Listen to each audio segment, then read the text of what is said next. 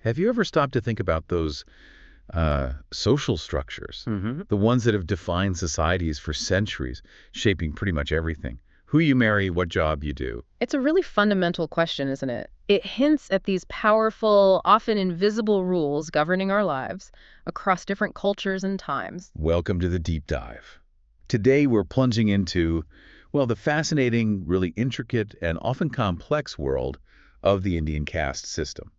And it's crucial to say up front, this isn't just ancient history we're talking about. It's not some relic of the past. No, exactly. It's a living, dynamic system. It's evolved, and it absolutely continues to influence modern India in some, well, surprising and pretty profound ways. Our mission today really is to peel back those layers. We want to unpack its ancient origins, look at its sometimes surprising Yeah, characteristics. some contradictions there too. Definitely.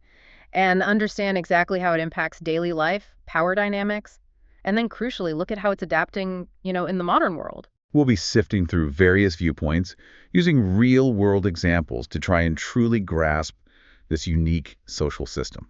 So to get us started, maybe for you listening right now, what comes to your mind when you first hear that word caste? Yeah, maybe you've heard bits and pieces, some historical facts, or maybe it feels a bit distant, a bit abstract. Let's begin by grounding ourselves in the absolute basics. That's a great place to start. When we talk about caste, we have to begin with, well, what it is. The name itself is interesting. Where does it come from? The word caste actually comes from the Portuguese word casta, and it directly means lineage or race. Lineage or race, okay. And at its core, it's a social system where a person's group, their social standing, is determined entirely by birth. And crucially, once you're born into it, you generally stay in that group for life. So, no changing teams. Pretty much, there's no changing your membership. So it's not something you choose or earn or anything like that. It's just given to you the moment you're born. Defines your social identity right from day one. That sounds incredibly restrictive. It is. And Ketkar, an early scholar writing way back in 1909, he really highlighted two absolute non-negotiables about caste membership. What were they? One, you're born into it. That's it. And two, there's this strict, almost unbreakable rule against marrying outside that group. He didn't just call it a suggestion, he called it an inexorable social law. Wow. An inexorable social law. That's strong. And that immutability, that lack of choice, that seems fundamental, right? Absolutely fundamental. And it brings us straight to the core characteristics, the building blocks of the caste system. First, and maybe the most defining, is ascriptiveness and endogamy. Okay, break those down. Descriptiveness. That's the part we just mentioned. Your caste is inherited at birth. It's ascribed to you. Got it. And endogamy. Endogamy means members are strictly forbidden from marrying outside their own specific group, or often even a specific subgroup within that larger caste. It's a foundational rule. It's shaped family lines, lineages, entire communities for centuries. Can you really imagine that? A world where who you marry, who your children will be, it's decided for you just by the family you happen to be born into. It's hard to wrap your head around, isn't it? It really is. It's not about love or compatibility or choice. It's about maintaining a boundary. That's such a powerful restriction. Yeah. And it seems totally tied into the next big characteristic you mentioned, hierarchy. It is, absolutely. And that hierarchy is probably the most visible aspect to an outsider looking in. Think of society structured like a very rigid ladder. Okay. Castes are placed on this ladder from higher groups to lower groups. And this ranking is often based on their traditional occupations and this deep-seated idea of ritual purity. So give me an example. Okay, so Brahmins, who traditionally served as priests, scholars, teachers, they're typically at the very top. Why? Because their ritualistic occupations are considered pure. Right. Spiritual, intellectual work. Exactly. Now, at the other end of the spectrum, you have occupations like cleaning, scavenging, dealing with waste. These were traditionally performed by those at the very bottom. And these jobs were considered impure or polluting. Placing them on the lowest rungs of the ladder. Precisely. And this ranking wasn't just some abstract idea. It influenced every single daily interaction, especially through rules about something called commensality. Okay, commensality restrictions. That's all about who you can eat and drink with, isn't it? But it's more than just table manners. It's about that ritual purity thing again. Exactly. It goes way beyond simple etiquette. These rules were incredibly strict, highly ritualized. Things like accepting food or even just a glass of water from someone of a different caste. That act itself would take on a pure or impure value. depending on the other person's rank on that ladder. Yes, depending on their perceived social ranking, it was a very visible, almost theatrical way to show and constantly reinforce the social order. Like a daily performance of the hierarchy. Kind of, yeah. McKim Marriott, an anthropologist who studied a village called Kishangarhi, found that the exchange of food and drink between different castes was just meticulously ritualized. It dictated who could give or receive specific types of food, when they could do it, how they could do it. Wow. And sociologists like G.S. Gurry, he highlighted these restrictions as one of the absolutely key features of the whole system. Every shared meal, every drink offered or accepted became a clear statement of exactly where you stood in that hierarchy. That makes so much sense. It's like every interaction, especially around something as basic as food, becomes a reaffirmation of your place. It's Yeah. constantly reinforced. And then there's the idea of hereditary occupation. That sounds like the practical arm of this whole structure. It really is. Yeah. Traditionally, each caste had a specific inherited job or craft. You were born into your family's profession. And this wasn't just like convenient. It served a purpose. Oh, absolutely. It created this deep, intricate interdependence within villages. For example, a Banyaya caste focused on business might rely on Brahmins for religious rituals, Mhm. while a farming caste would depend on a carpenter caste for their tools, or maybe a washerman caste for cleaning clothes. The French sociologist Célestin Bouglé, he explained this as professions becoming obligatory monopolies of families. A duty imposed by birth. Exactly. This intertwining of roles meant that each caste relied on others for goods and services they couldn't provide themselves. It formed a kind of self-sufficient local economy, in theory at least. So your job, your entire livelihood, was essentially predetermined from the moment you were born. A fixed role in this complex social play. And this brings us back to purity and impurity, which feels like the deep, almost spiritual, cultural foundation underneath everything else we've talked about. It is, and it's absolutely crucial for understanding the why behind so many of these rules. This notion of purity and impurity wasn't just about, physical cleanliness like washing your hands. No. No, it was a ritual and spiritual concept, and it permeated almost every single aspect of life, from the kinds of deeds people did to their traditional occupations, their language, how they dressed, even their food habits. Can you give some examples? What was considered impure? Sure, things like consuming liquor, eating non-vegetarian food, or engaging in occupations like lifting dead animals or working with leather. These were all considered impure and ritually polluting. And doing those things would push you lower down the hierarchy. Yes, exactly. It wasn't just about social preference or disgust. It was seen as a deeply ingrained, almost cosmic understanding of one's place and spiritual status. It affected your ritual standing. And it extended even further into everyday life, like how people spoke or dressed. Imagine that your dialect, the very fabric of your clothes, instantly signaling your place in the world. That's right. Each caste often had its own distinct customs. High castes might use a more pure or literary language, almost like a badge of their status. While lower castes would use local dialects. Typically, yes. And there were often distinct dress codes, too, further marking out caste identity. These weren't just cultural quirks, they were visible markers. They reinforced the idea of separate, self-aware groups, creating a kind of social grammar that everyone just instinctively understood. The social grammar. I like that. Yeah, Gerald Berman pointed out how this led to a kind of cultural pluralism. Each group maintained its identity, but all within this strictly hierarchical framework. Okay, so we've covered those fundamental characteristics. Ascribed status, endogamy, hierarchy, commensality rules, hereditary jobs, purity, impurity, and distinct customs. Let's go a bit deeper now into the actual structural components. We often hear two terms, Varna and Jati. How do they fit together? Are they the same thing? That's a really common point of confusion, actually, and it's a super important distinction to make if you want to understand the system properly. First, let's take Varna. Okay. Varna is the concept of four main broad divisions within ancient Hindu society. You can think of it as an all-India theoretical framework, almost like a philosophical categorization. And these are the ones most people might have vaguely heard of, right? The Brahmins, Kshatriyas, Vaishyas, and Shudras. Precisely. Brahmins, traditionally the priests, scholars, teachers, highest rank associated with intellectual and spiritual pursuits. Then come the Kshatriyas, the warriors, rulers, protectors, responsible for governance, defense, second rank. Right. Below them, the Vaishyas, typically merchants, traders, moneylenders, involved in economic activities, third rank. Okay. And at the lowest rank within this fourfold system are the Shudras, historically artisans, laborers, servants.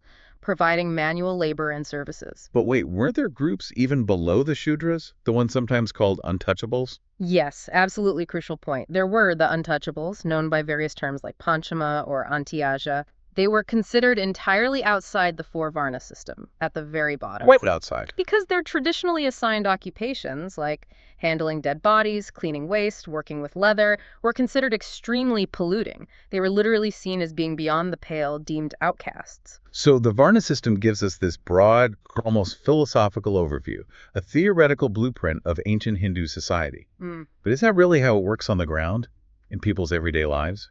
Not exactly. As M.N. Srinivas, a really prominent Indian anthropologist, pointed out back in the 1950s, this Varna model is actually a gross oversimplification of facts. Okay, so what's the reality then?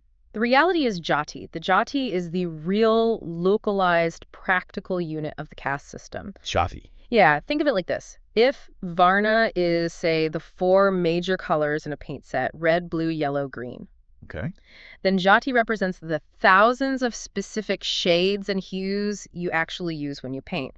There are literally thousands of Jatis across India, not just four. Thousands. Right? Thousands. Each Jati is a much smaller, specific, endogamous group. They usually have their own traditional occupation, their own specific customs, and some level of local autonomy within their village or region. Okay, so Varna is the big theoretical umbrella, the concept. And Jati is the specific, everyday community you actually belong to, live with, marry into. Is that a good way to think about it? That's a perfect way to put it. Varna provides that broad, general framework. It helps people place themselves generally within a larger religious concept, maybe on a national scale. But Jade is your actual lived reality. It's your true social address. And the ranking is different too. Oh yeah, the ranking of Jatis is far more complex, much more flexible than the rigid fourfold Varna order might suggest. It often varies from village to village, region to region. Do you give an example? Sure. Specific communities like the Reddys in Andhra Pradesh or the Vokaligas in Karnataka, these are Jatis, not Varnas, and their exact placement within the broader Varna system can actually be quite ambiguous. It might even change depending on local power dynamics, who owns the land, what rituals they perform. That makes sense. It's more fluid locally. Now, within these specific jatas, are there even more rules about who you can marry? I know you have to marry within your jata endogamy, but are there closer relatives you still can't marry? Yes, absolutely. That's where Gotra comes into play. Gotra, what's that? A Gotra is essentially a structural form of a clan, usually traced through the male line. It defines groups within a single jati that are strictly forbidden from intermarrying. This is called exogamy, marrying out of a specific group. So wait, jati is endogamous, marry in, but Gotra is exogamous, marry out. How does that work together? It seems contradictory, but it makes sense. You must marry within your jati, endogamy, but you must marry outside your specific gotra within that jati exogamy. The gotra rule ensures that you don't marry someone who is considered too closely related, preventing what's seen as incestuous relationships. It's a key principle for maintaining the necessary endogamy of the larger jati while also preventing marriage between close kin. Fascinating. Another layer of complexity to the marriage rules. Okay, and then there's something called the Jajmani system. What was that all about? It sounds like it was the economic glue holding these caste-based communities together. That's a great way to put it. The Jajmani system was a traditional village-level system for exchanging goods and services between different castes. It was really prominent in rural society, creating this intricate web of economic interdependence, probably from medieval times right through into the modern era in many places. How did it work? Who were the players? You basically had two main roles. There was the Jajman, who was the patron. Typically, this was a landowning family, the ones who needed and commissioned services. Okay, the employer, sort of. Sort of, but it was more complex than just employment. And then you had the Kaman, who was the client or service provider. Usually, this was a landless family from various service castes. Think of the village barber, the carpenter, the potter, the sweeper, the ironsmith. And how did these Kamins, the service providers, get paid? Was it cash, like a regular job today? No, not usually, especially in its traditional form. Kamins typically receive payment in kind. In kind, meaning in goods, usually grains or other agricultural produce. This made the relationship much more than just purely economic. It bound families together with what anthropologists described as kin-like diffuse obligations. kin-like. So almost like family ties. In a way, yeah. It ensured essential services were always available to the farmers, The Jajmans, who in turn provided food and security to the service castes, the Kamins, it helped create a relatively self-sufficient village unit. The relationship was often seen as permanent and hereditary, passed down through generations, father to son. That sounds really specific. Do we have examples of actual payments? Oh, yes. Oscar Lewis did a meticulous study in Rampur village near Delhi, and he documented these incredibly specific arrangements. For instance, the ironsmith might receive 1 mound of food grain per year, plus maybe 2.5 seers, that's a unit of weight at harvest time, Okay. whereas a sweeper might get 2 meals a day, plus as much food grain as they could physically carry at harvest. These were really detailed, long-standing agreements. Wow, that's incredibly specific. It seems like it offered a kind of security, maybe even if it wasn't cash, but also it locked you into a very fixed social and economic position, right? Absolutely. W.H. Weiser, who was the first anthropologist to really describe the system in detail, he saw it as an ancient, almost timeless arrangement, maybe even dating back to ancient laws. But some later scholars, like Peter Mayer, argued it might actually have been a more recent development, maybe becoming really widespread only in the latter half of the 19th century and mainly prominent in the fertile Gangetic plain of North India. Interesting. So maybe not as ancient as originally thought everywhere? Possibly. It shows how even systems that seem ancient can have more recent origins or periods of wider adoption. Now, this system, was it generally seen as fair, or was it inherently exploitative? That patron-client thing sounds like it could easily lead to inequality. That's a huge point of debate among scholars, and honestly, there isn't a single easy answer. Some, like Thomas Beetleman, definitely viewed it as largely exploitative, even feudal. No, so They argued that the rich, landowning castes, the Jajmans, essentially underpaid the service castes, the Kamins, keeping them in a state of perpetual dependence and poverty. They saw it as a system that actively perpetuated deep economic and social inequalities. okay, that's one view. What's the counter-argument?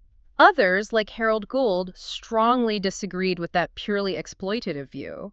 Gould argued it was actually a highly functional system of integration. It allowed for the smooth exchange of necessary goods and services without violating those strict caste rules about purity and pollution we talked about earlier. How did purity fit in? He emphasized it wasn't just about rich versus poor. It was about the mutual desire across castes to practice certain essential rituals. And those rituals often necessitated avoiding impurity, making the exchange of specialized services vital for everyone, not just the patrons. He even suggested it wasn't necessarily exploitative when patrons and specialists were of roughly equal status, or even when the specialist was economically better off than the client sometimes. So he saw it more as a traditional division of labor with reciprocal obligations, driven partly by ritual needs. Exactly. A form of functional integration, in his view. It highlights the complexity. It could be seen as both mutual aid and exploitation, depending on the specific context and your perspective. So what happened to it? Is the Jajmani system still a major feature of Indian village life today? No, it's largely on the decline across most of India now, especially after independence. Several powerful forces chipped away at it. Like what? Well, the monetization of the economy was huge. Cash became much more common than payments in grain. People developed a more commercial attitude, preferring to just pay for services rather than maintain those hereditary, often unequal obligations. Makes sense. Plus, you had banks and cooperatives coming into rural areas, offering alternative sources of credit. Better transportation and communication integrated villages into wider markets. And people started moving away. Yes, migration was key. Occupational groups moved to cities for better economic opportunities. Factory-made goods started arriving in villages, reducing the need for some local artisans. And crucially, growing political awareness and legal protections among lower castes also significantly weakened those traditional, often unequal ties between caste and occupation. So studies showed it breaking down. Yes, anthropologists like E.B. Harper observed its disintegration in Karnataka, and K.S. Warren noted how a similar system called Aya in another village was evolving away from its traditional form. It's largely faded, though remnants might persist in some very remote areas. Okay, so we've got a really solid grasp now on what caste is its defining features, the Varna Jati distinction, the economic system like Jajmani. Now, the really big question that always hangs over historical phenomena like this, where did it all come from? Is there a single, clear, definitive answer to the origins of the Indian caste system? Unfortunately, no. That would be too simple. There's no single, straightforward answer to how the caste system began. Not just one cause. Definitely not. Think of it more like a complex tapestry woven over thousands of years, with many, many different threads coming together. Different scholars have proposed various theories, each offering a unique lens, a different angle, and honestly, exploring these reflects the immense complexity of its development over centuries. And understanding these different perspectives is key, right? Not just for India, but for thinking critically about social structures anywhere. Absolutely. It helps us see how societies construct these hierarchies. So let's explore some of these theories. Almost like looking through different historical eyeglasses. The first one sounds very grand, almost mythical, the divine origin theory. Right. This theory is deeply rooted in ancient Indian religious texts, the Shastras, the Puranas. It suggests that the four Varnas, those broad categories we discussed, emerged directly from different parts of the body of the creator god Brahma. How did that work? The Brahmins, seen as the most intellectually and spiritually inclined, supposedly came from his mouth. The Kshatriyas, the protectors and warriors, came from his arms. The Vaishyas, involved in commerce and agriculture, from his thighs. And the Shudras, the laborers and service providers, from his feet. Wow. So a literal divine creation of the social order. Exactly. And this theory powerfully links an individual's caste to two other key Hindu concepts, karma and dharma. Explain those quickly. Karma is the idea that your actions in a previous life determine your circumstances in your current birth. So your caste is seen as a direct result of past deeds. Right. And dharma. Dharma refers to your sacred duty, the rules you're supposed to live by according to your caste. Living by those rules is rewarded, perhaps with a better birth next time, while violating them is punished, possibly leading to a lower birth in the next life. So if you're born into a lower caste, it's seen theologically as a consequence of your past actions. And if you just accept your place and follow the rules, you might get a better deal next time around. That's an incredibly powerful and deeply internalized explanation for social order, isn't it? A way to justify inequality. Immensely powerful. It provides a cosmic justification for the hierarchy. But of course, there are criticisms of this theory beyond just the literal interpretation. What are the main criticisms? Well, first, obviously, it's biologically unsound to suggest different groups of humans originated from different body parts. That's mythology, not science. Sure. Second, and really crucial from a sociological view, it incorrectly equates those four broad Varnas with the much more numerous and complex Jati system, like thousands of real lived communities. As Franiva said, Varna is a gross oversimplification. The reality of Jatis is far too diverse to fit neatly into just four divinely ordained boxes. Okay, that makes sense. Then there's the Brahmanical theory.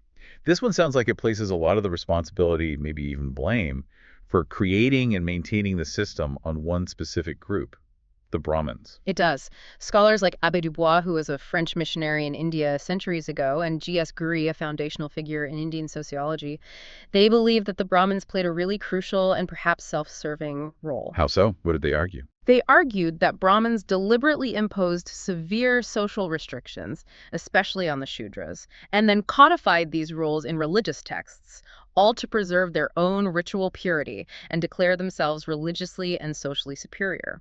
It paints a picture of a calculated, almost strategic imposition of hierarchy by the priestly class for their own benefit. But I remember reading that J.H. Hutney had some strong counter-arguments to that idea.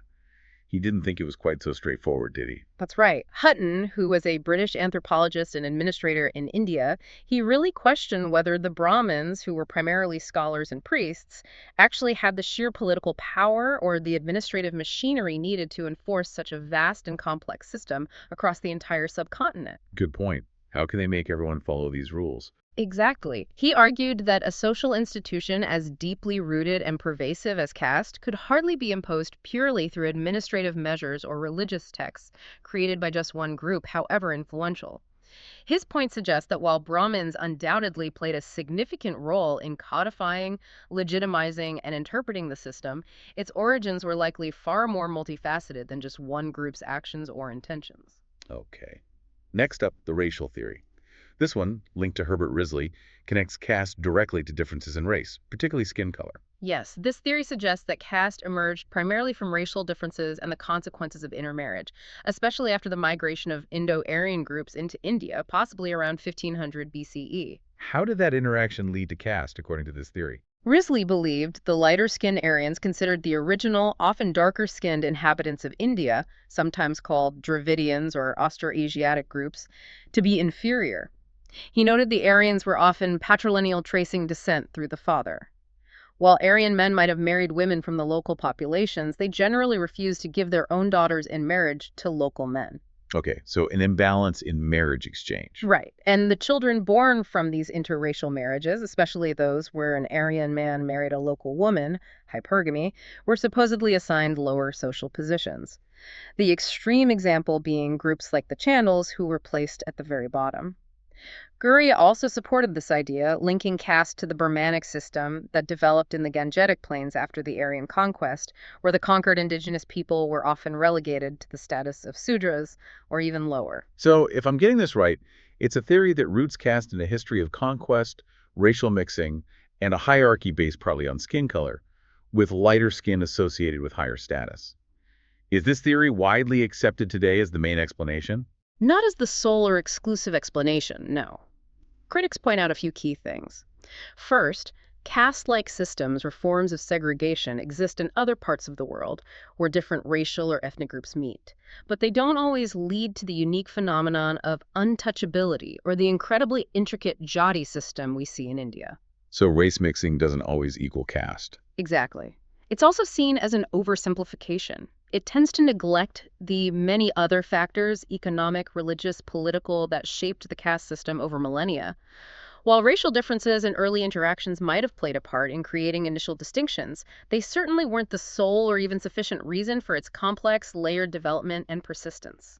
Okay, moving on. Then we have the occupation theory associated with Nesfield. This one seems much more practical, more grounded in everyday work and life. Yes, Nesfield argued that caste originated purely from specialized occupations. The core idea is quite straightforward. People who performed similar jobs naturally formed groups or guilds. Like craft guilds in medieval Europe. Sort of, yeah. Over time, these skills were passed down hereditarily within families, becoming exclusive to those families. These occupational guilds, as he called them, eventually solidified into distinct castes. And how did hierarchy come into it? He suggested Brahmins gained the highest status because their occupations performing sacrifices, studying sacred texts, teaching, were considered absolutely central and most important for social and spiritual life.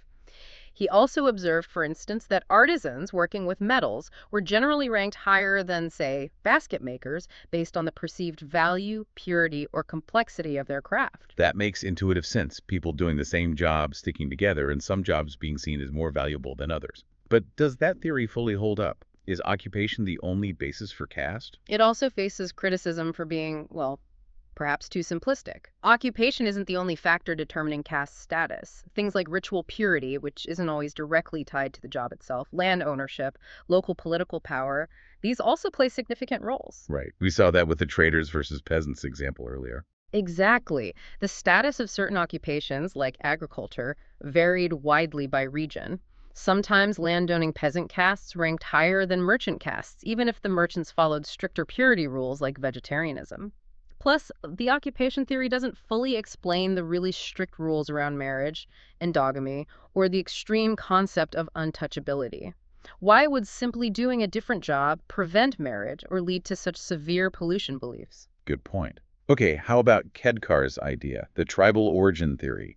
That sounds like it connects caste back to very early human settlements and groups. Kedkar believed that caste emerged from the interactions and separations of early tribes. He suggested that conflicts between different tribes, maybe over land, resources, water rights, or even social practices like kidnapping women, led these tribes to develop strong protective instincts and a desire for separation. So they closed ranks. Essentially, yes.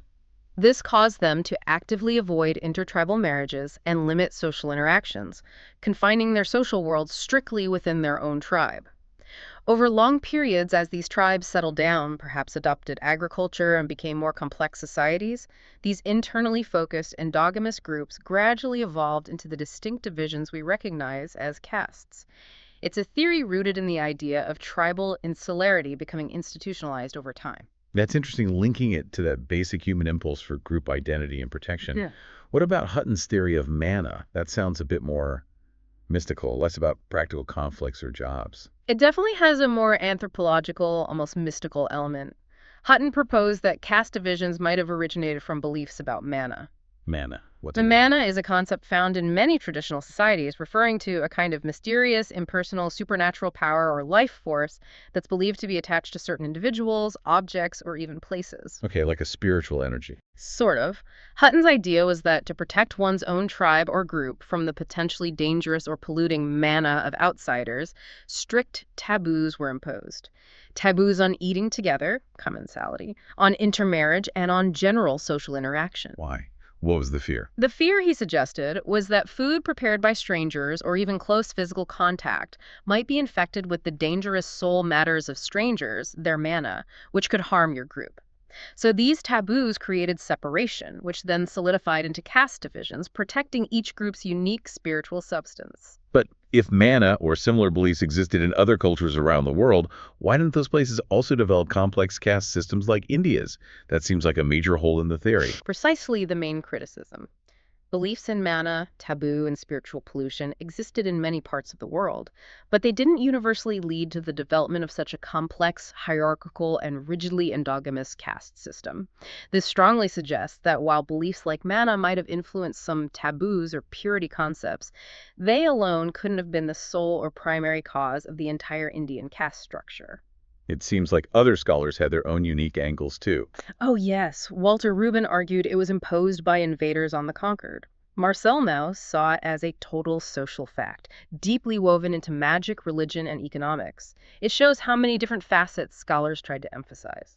So after exploring all these individual theories, the divine, the bromanical strategy, the racial differences, the occupational guilds, the tribal separation, the mystical mana, it really seems like no single one fully explains the immense complexity and persistence of the caste system. Is there a more encompassing view, one that tries to tie all these different threads together? Yes, thankfully there is.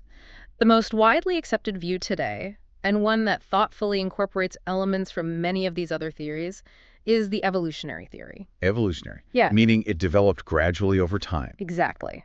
This theory suggests that the caste system didn't just appear suddenly at a specific point in history, fully formed like someone following a blueprint. Instead, it's the result of a long, gradual, and incredibly complex process of social evolution. What factors does this theory emphasize? It posits that a whole range of interacting factors contributed to its development over millennia. Things like the emergence of hereditary occupations and the division of labor, the Brahmins' strong desire to maintain their ritual purity and social status, a historical lack of strong, centralized state control that could have enforced uniformity or broken down local barriers, the deep-rooted philosophical and religious beliefs in reincarnation, samsara, and karma, clashes and interactions resulting from racial migrations and conquests, various foreign invasions that added new groups and complexities, and the existing traditional rural social structures that favored local autonomy and hereditary roles. So it's seen as a confluence, a coming together of all these different elements interacting and reinforcing each other, solidifying over vast stretches of time. Precisely. It wasn't one thing, but many things weaving together. That makes a lot of sense, that it would be a blend of many forces, a dynamic process rather than a singular cause or event.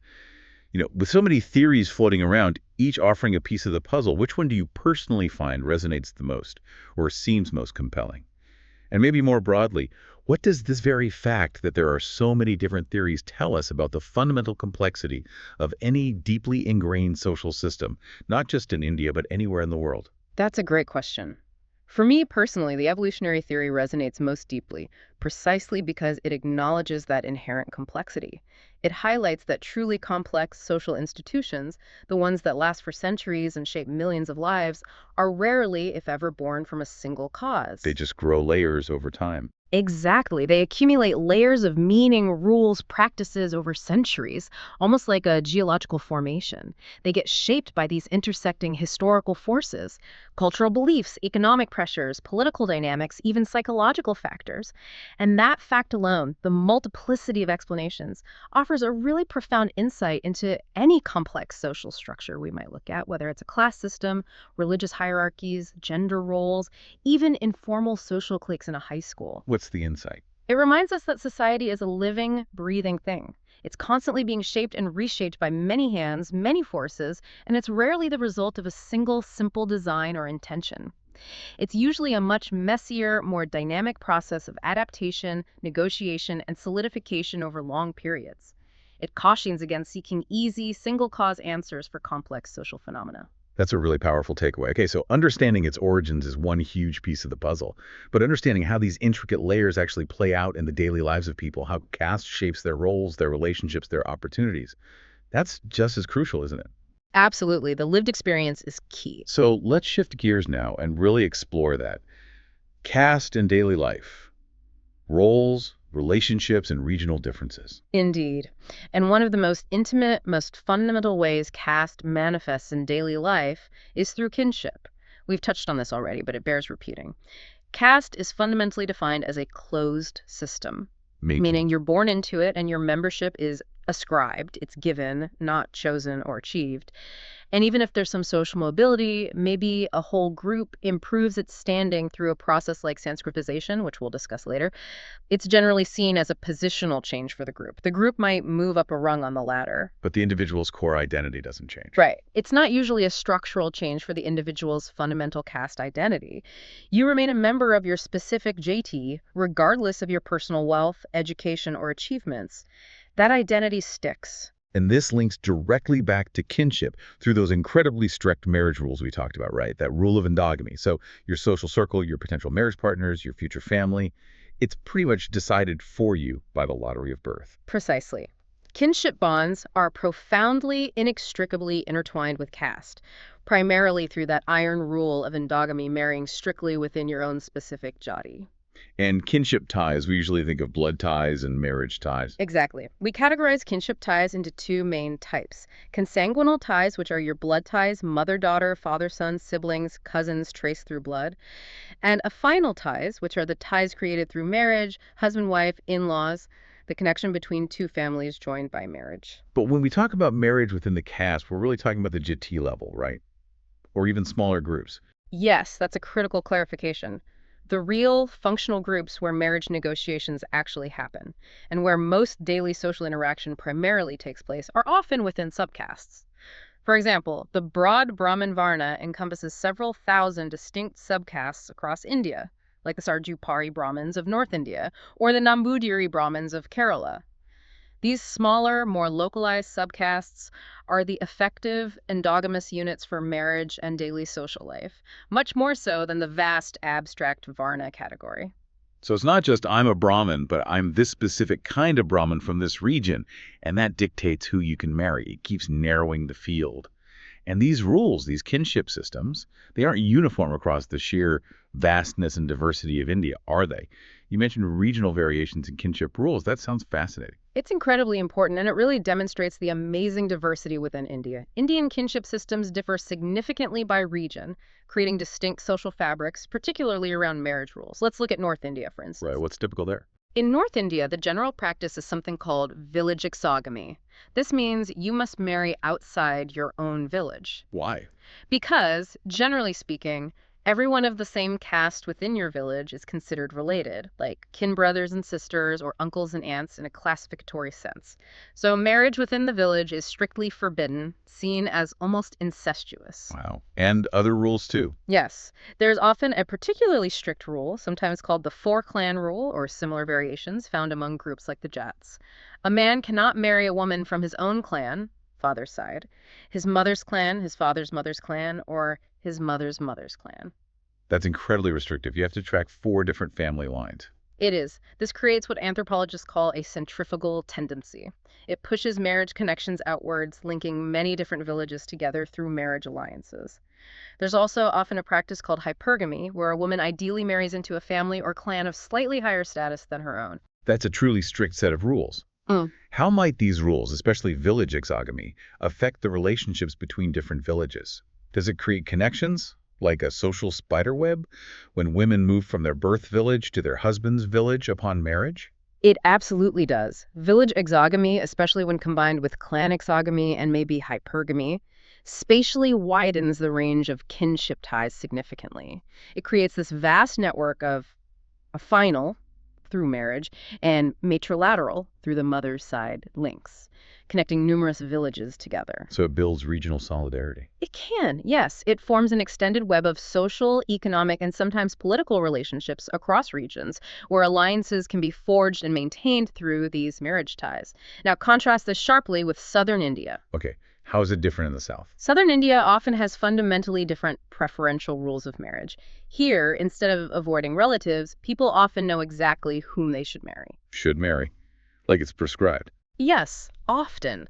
Cross-cousin marriages are very common and frequently preferred. This means marrying, for example, your mother's brother's daughter, a matrilateral cross-cousin, or your father's sister's daughter, a patrilateral cross-cousin. Where relatives you absolutely could not marry in the North. Exactly. This preference for close kin marriage creates what's called a centripetal tendency. It pulls kinship ties inwards, keeping networks incredibly localized, almost like a tightly wound spring. It reinforces ties within a much smaller geographic area, often within the same village or a very close cluster of villages. That's a huge difference. North pushes out, South pulls in.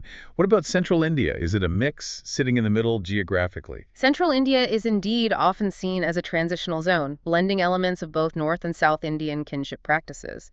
You still find strong caste endogamy and sometimes elements of hypergamy similar to the North, but unlike the strict avoidance in the North, cross-cousin marriages, particularly marrying the mother's brother's daughter, are practiced in some communities. So leaning a bit south in that respect. Yes, that preference for a specific type of cross-cousin marriage suggests a closer connection to Southern practices in that regard, while still maintaining other Northern elements, like broader territorial exogamy in some cases. It really highlights the vast spectrum of social practices across the subcontinent. There isn't just one Indian way. Absolutely. Okay, moving beyond marriage and kinship, let's reconnect with work. Let's talk about caste and occupation, the shifting sands of work. You said earlier there was a strong traditional link. Incredibly strong, almost seen as inseparable historically. It was even argued by some early observers that caste is nothing more than a systematization of occupational differentiation. The system essentially ensured, in theory, that everyone had a specific job, controlling economic competition by assigning professions to specific hereditary groups. And a caste status was heavily linked to its job. Very much so. A caste's rank on that social ladder was often directly tied to whether its traditional occupation was considered ritually pure or polluting. Think again of the pure Brahmin priest versus the polluting leather worker handling dead animal hides. So it seemed like a very neat, almost divinely ordered system. Your job determined your social standing. But were there ever discrepancies? Did the theory always match the reality on the ground? Did the purest jobs always lead to the highest actual status in a village? That's a really perceptive question, and the answer is no, not always. There were quite a few discrepancies.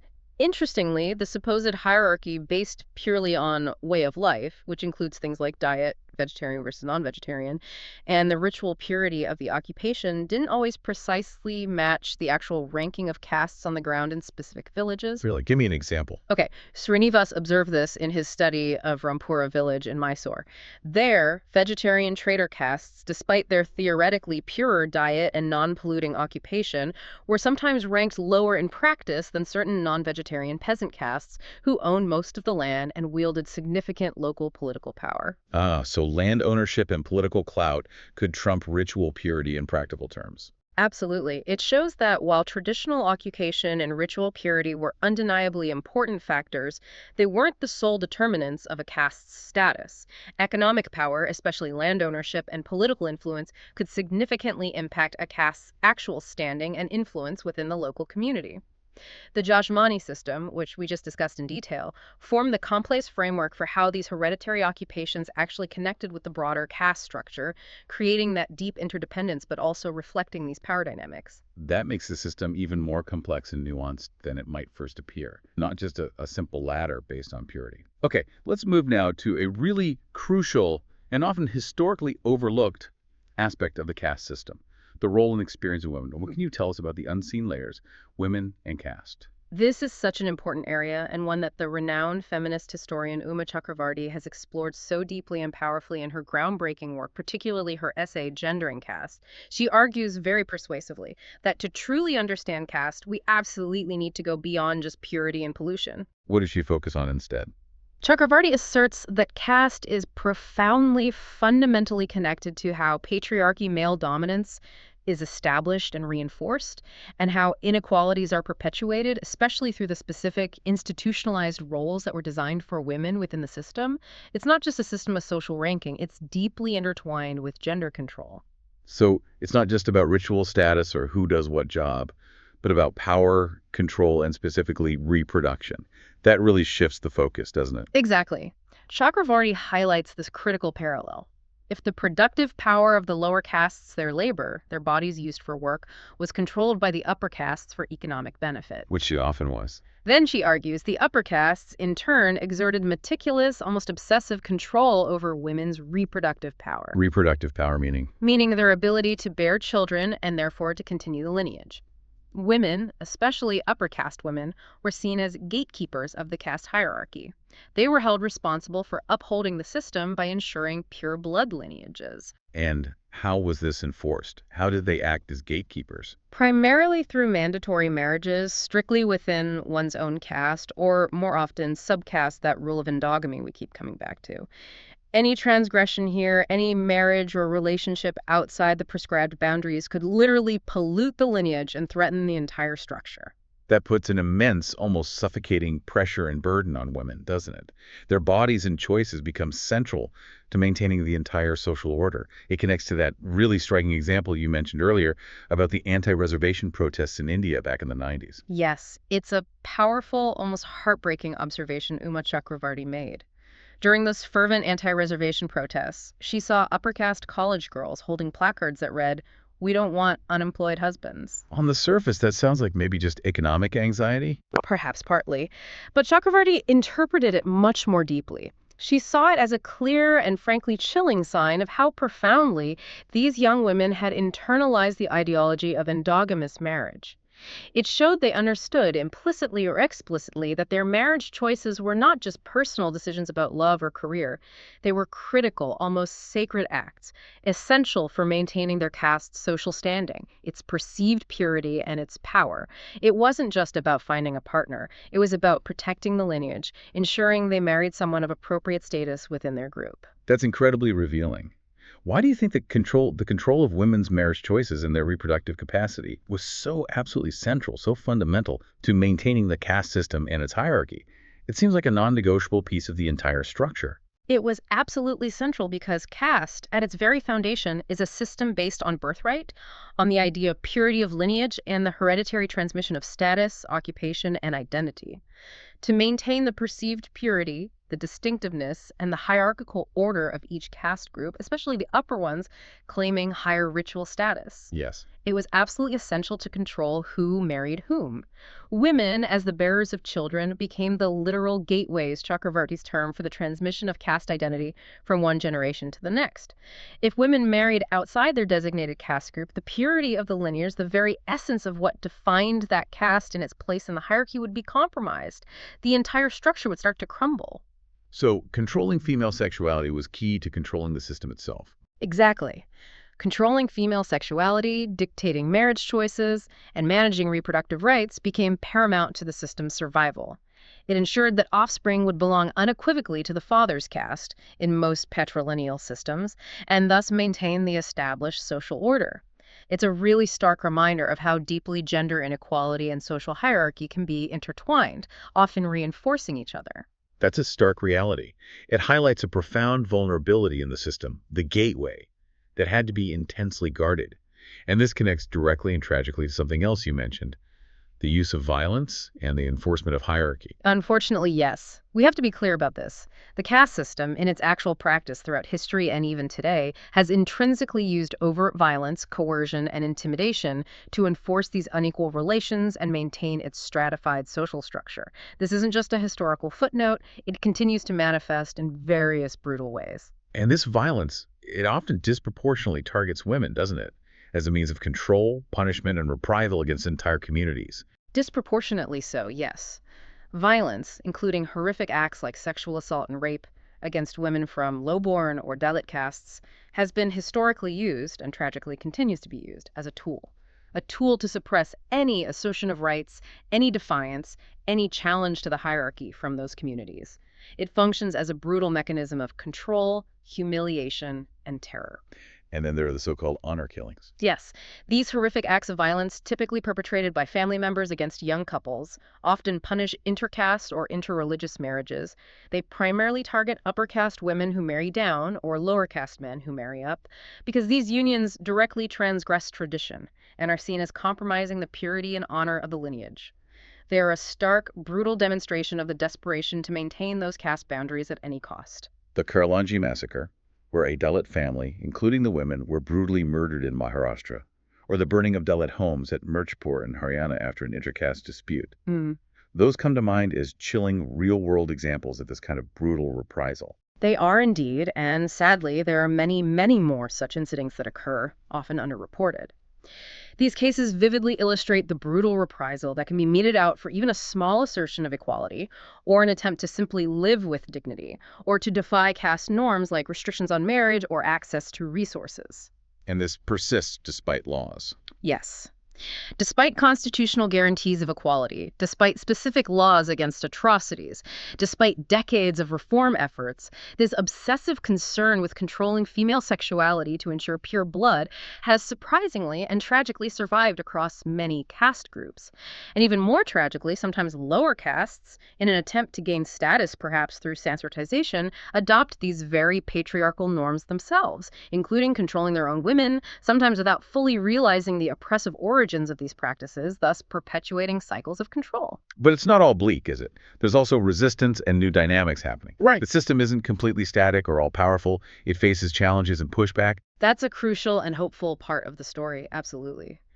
In regions of India where there have been strong social reform movements, think of figures like Ambedkar or Phule or robust political movements, especially associated with the left or strong Dalit or lower caste political parties. What happens there? The fear of violent reprisal for challenging caste norms tends to be significantly weaker. These movements have actively tried to build solidarities beyond just caste identities, uniting people based on class struggle, shared economic interests, or broader political ideals, even while continuing to directly address and fight caste-based oppression and discrimination. And government policies, like the reservation system designed to uplift marginalized communities, have also played a complex role here, haven't they? Creating new and sometimes surprising dynamics. Absolutely. Reservation policies, or affirmative action, have been hugely consequential. There was once, and still is sometimes, scorn and resentment directed towards those benefiting from quotas, especially from upper castes who felt they were losing out. But today, the picture is far more complex. No, so. We now see some socially and economically forward caste groups traditionally considered higher up the ladder, paradoxically demanding inclusion in reserved categories themselves. They're lobbying to be classified as other backward classes, OBCs, or even benefiting from newer policies like the 10% reservation for economically weaker sections, EWS, which is open to upper castes too. So the politics of reservation has shifted. Dramatically. It shows a new, complex realignment in caste politics. Even historically dominant castes are now seeking to leverage the language and mechanisms of reservation, originally designed for the historically disadvantaged. It points to a new matrix of relations, a continuous negotiation of identity, disadvantage, and privilege within the framework of the modern Indian state. Caste politics is incredibly dynamic. So caste isn't static at all. It's constantly on the move, adapting, changing, even reinventing itself to navigate the modern world. That leads us perfectly into our next major section, caste on the move, continuity and change. Let's start with what you call the myth of the closed system. Yeah. You're saying it wasn't always completely rigid. Exactly. Despite being classically defined as a closed social system where your status is ascribed at birth and individual mobility is theoretically impossible, the caste system has, in reality, always possessed a certain degree of flexibility and allowed for some social mobility, especially for groups. Not individuals, but whole groups could move. Primarily, yes. Historical data clearly shows that shifts in status for entire Jatis or subcastes were indeed possible, especially when a group managed to gain significant economic clout or political power. For instance, some historians strongly believe that after around the 5th century BC, many groups who claimed Kshatriya status, the warrior Varna, actually originated from lower castes or tribal groups who had successfully seized power through military conquest and then legitimized their rule by adopting Kshatriya titles and rituals. So, while it's theoretically closed, it's been remarkably adaptable in practice, allowing for some upward movement and re-ranking over long periods, often driven by power shifts. Precisely. The doors weren't completely sealed, especially for ambitious groups. And one major way this upward mobility, or at least a change in social standing for a group, happened is through Sanskritization.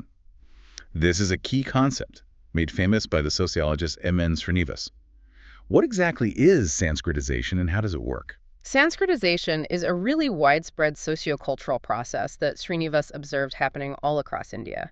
Essentially, it's the process where a lower-ranked Hindu caste, or sometimes even a tribe or another group outside the traditional hierarchy, deliberately changes its customs, its rituals, its ideology, and its overall way of life to imitate those of a high or twice-born caste. Twice-born meaning Brahmins, Kshatriyas, Vaishyas. Generally, yes. The driving force behind this imitation is the aspiration, the hope of gaining higher social status and greater respectability within the local hierarchy over time. Srinivas originally called it something else, didn't he? He did. Yeah. Initially, he called it Brahmanization because he primarily saw groups imitating Brahmins. But he later broadened it to Sanskritization because he realized it wasn't only Brahmins who were being emulated. Other locally dominant castes, like Kshatriyas or powerful landowning Vaishya groups, were also frequently used as the reference model for imitation. So it's basically about adopting the lifestyle, the traditions, the very habits, maybe diet, rituals, dress of a group perceived to be higher up the social ladder, almost like cultural emulation for social gain. Exactly that. Lower castes often meticulously observe and then carefully imitate the lifestyle of the local dominant caste. This isn't an overnight switch, though. Srinivas emphasized it's a gradual process. It takes time, sometimes 1 or 2 generations, for these new practices to become ingrained and accepted within the group itself. And what's the outcome? Does it actually change the whole system? Not the system itself. It leads to what Srinivas termed a positional change for that specific caste within the existing hierarchy. The caste's position changes. It might move up a rung or 2 on the local social ladder, but the overall caste structure, the ladder itself, remains intact. The hierarchy doesn't disappear. A group just tries to climb higher on it by adopting the cultural markers of those above them. What motivates a group to undertake this significant, potentially difficult cultural shift? To Sanskritize? Is it purely about wanting higher status? Many factors can drive it. It's often spurred by economic betterment.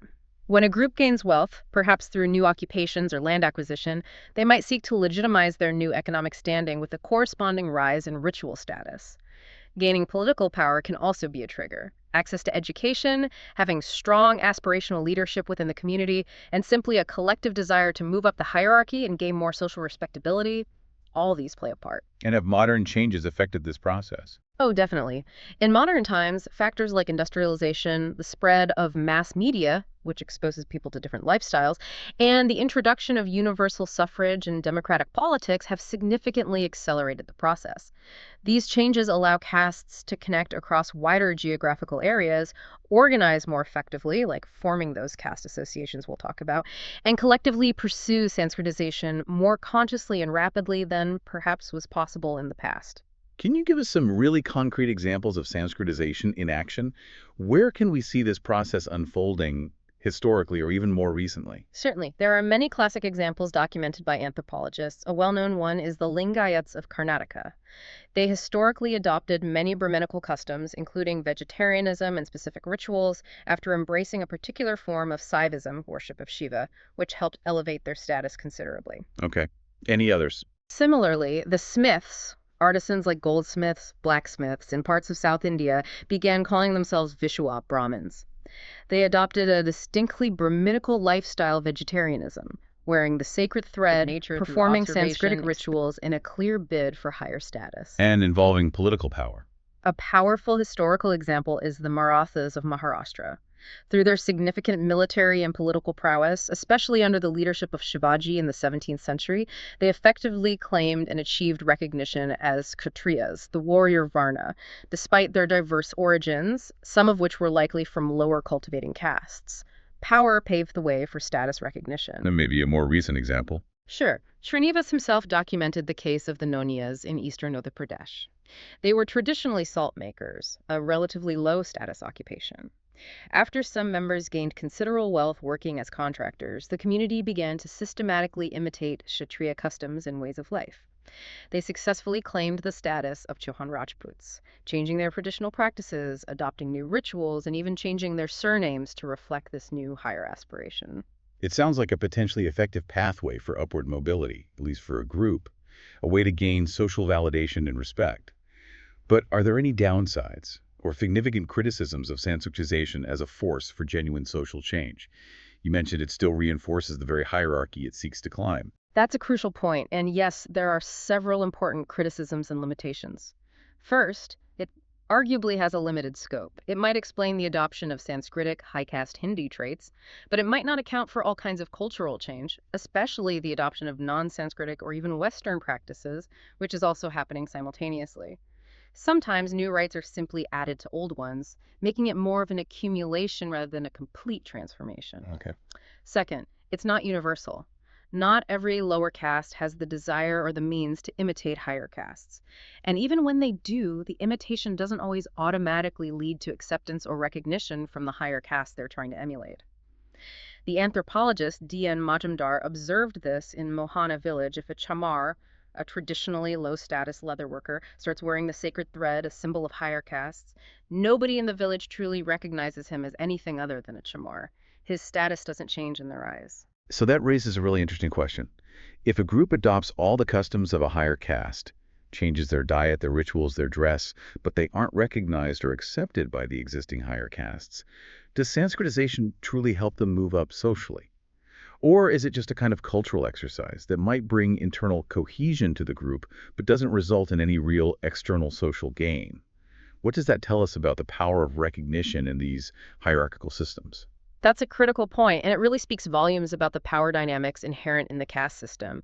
If that recognition from the established dominant groups doesn't follow the cultural changes, then the social mobility aspect of Sanskritization is severely limited, almost nullified in terms of external perception. So it might change how they see themselves. Exactly. It might provide internal group cohesion, a shared sense of aspiration, maybe even a boost in collective self-esteem and dignity within the group.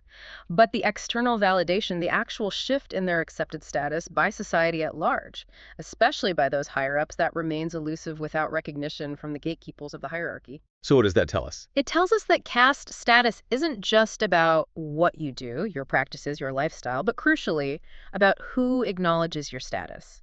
It's a fascinating interplay between a group's own efforts and the willingness or unwillingness of the surrounding society, particularly the dominant groups, to grant that recognition. It highlights the relational nature of status that has to be conceded by others to be fully effective. Another really significant criticism, and quite a modern paradox, is what we could call the reservation paradox. Modern affirmative action policies in India, designed to uplift historically disadvantaged lower castes, scheduled tribes, other backward classes, by reserving quotas in education, government jobs, and political bodies. These can actually work against the impulse to Sanskritize. Oh, that seems counterintuitive. Because some groups now find they gain more tangible benefits, jobs, education, political power, by identifying and asserting their status as Dalits, or scheduled castes, or OBCs, rather than by trying to imitate higher castes and potentially lose access to those reservations. Identifying with a lower status category can bring concrete advantages in the modern state, creating a disincentive for culturally assimilating upwards through Sanskritization. So claiming a lower status can be more beneficial than trying to claim a higher one. In certain contexts, yes, especially regarding access to state resources. Some scholars, like Harold Gould again, even argue that the underlying motive behind Sanskritization isn't always pure cultural imitation or aspiration. Sometimes it might be more of an expression of challenge and revolt against socioeconomic deprivations. It could be seen as a kind of cultural camouflage for an underlying competition for power, status, and resources, a way to gain leverage within the system using the language of culture and ritual. That adds a whole new, deeply political layer to it. It sounds less like simple imitation and more like a complex strategy within a field of power. Okay, now let's look at the other major force of change that has swept through India, often seen in contrast to Sanskritization, Westernization. Right. M.N. Srinivas also introduced this concept alongside Sanskritization to explain change in modern India. He defined Westernization broadly as the changes brought about in Indian society and culture as a result of over 150 years of British rule. This influence wasn't just political, it was incredibly pervasive, encompassing technology, institutions, ideology, values.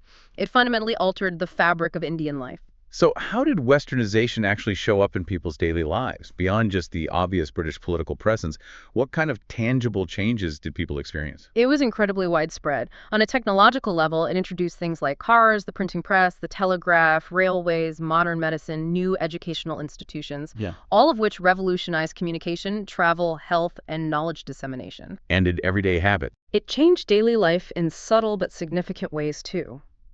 Think about dining habits, a shift in some urban or elite circles from sitting on the floor to eat towards using tables and chairs, the adoption of Western-style clothing, new forms of etiquette, even changes in language and literary styles.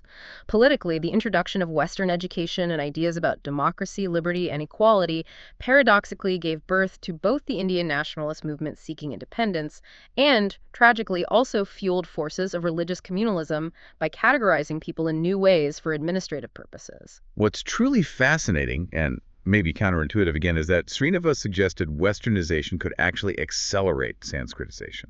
How is that possible? Wouldn't they be pulling in completely opposite directions, one towards tradition, the other towards modernity? It does seem paradoxical at first glance, doesn't it? And it highlights the really complex ways these major social forces can interact. Srinivas argued that the very tools introduced by Westernization, things like better communication, postal services, telegraph, newspapers, the printing press, and improved transportation, especially railways, actually facilitated the process of Sanskritization. Oh. Because these new technologies allowed castes to connect more easily across wider geographical areas. They could organize large caste meetings, publish caste journals, travel for pilgrimages more easily, and generally foster greater caste solidarity and shared identity beyond the local village. This new connectivity allowed castes to collectively discuss, plan, and propagate Sanskritized practices more effectively and to lobby for higher status more cohesively. So modern means were harnessed to pursue traditional status goals, paradoxically speeding up Sanskritization in some cases. That's a brilliant point. They could use modern tools to spread their new Sanskritized identity and aspirations more widely and quickly. But over time, did lower castes eventually come to prefer Westernization over Sanskritization as a path towards real equality and improvement in their lives? Which path seemed more promising for genuine, tangible change? Increasingly, yes. Many lower castes, especially Dalit communities and others facing severe discrimination, found that Westernization offered a more direct and often more effective path towards equality and opportunity. While Sanskritization primarily offered respectability and maybe a slight shift in ritual status through imitation, which, as we saw, wasn't always granted. Right. Westernization, particularly through access to modern secular education, new professions, especially in urban areas, and participation in democratic politics offered concrete, tangible opportunities. These avenues allowed individuals and groups to gain economic standing, political power, and social status based more on achievement, skill, and political mobilization, rather than solely on inherited ritual purity or imitation of upper castes. So it bypassed the need for recognition from the top. To some extent, yes. It offered alternative routes to status and power. For example, Harold Gould's study of rickshaw pullers in Lucknow in the 1960s showed how traditional caste norms related to purity and occupation were often completely set aside at the workplace due to the practicalities of the modern urban economy.